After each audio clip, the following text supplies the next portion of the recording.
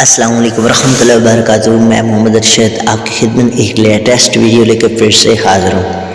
آج کا جو میرا ٹاپک ہے وہ لائٹ آؤٹ ہے، اور یہ BA کی ایک امپورٹنٹ پوئم ہے، اور یہ کافی مرتبہ سوال پوچھے گا، اور یہ بہت ہی امپورٹنٹ ہے۔ یہ آپ کے ساتھ فرسٹ آف میں آپ کے ساتھ سمریاں ڈسکس کر رہا ہوں، تو یہ بھی ایک سمری ہے۔ تو آغاز کرتے ہیں، ٹائم ویسٹ نہیں کرتے۔ اس نظم میں شاعر نے ہمیں نیند کے متعلق اپنے خیالات سے آگاہ کیا ہے۔ اس کے خیال میں نیند ایک زبردست اور طاقتور شے ہے۔ اس کے سامنے تمام انسان بے بس ہے۔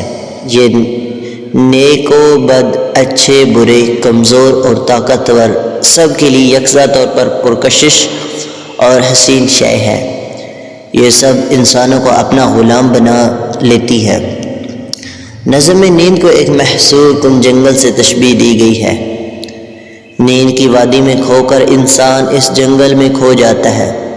سارا دن مصروف رہنے کے بعد انسان تھک جاتا ہے، تو وہ بستر پر دراز ہو کر اپنے سونے کے کمرے کی تمام بتیاں گل کر دیتا ہے۔ بتیوں کے گل کر دینے سے اس کے ذہن کی بھی بتیاں تمام گل ہو جاتی ہیں۔ اس کا رابطہ بیرونی دنیا سے منقطع ہو جاتا ہے۔ اس وقت انسان کے تمام جذبات نیند کے سامنے بے بس ہو جاتے ہیں۔ نیند کی آغوش میں جانے کے بعد انسان کے مقاصد، اعضائے محبت، غصہ، غضیہ، ہر قسم کے جذبات ختم ہو جاتے ہیں۔ ایسے موقع پر دلچسپ کتاب یا محبوبہ کا حسین چہرہ بھی نیند کو مغلوب نہیں کر سکتا۔ نیند کی لذت کے سامنے تمام لذتیں اپنی ہمت کھو بیٹھتی ہیں۔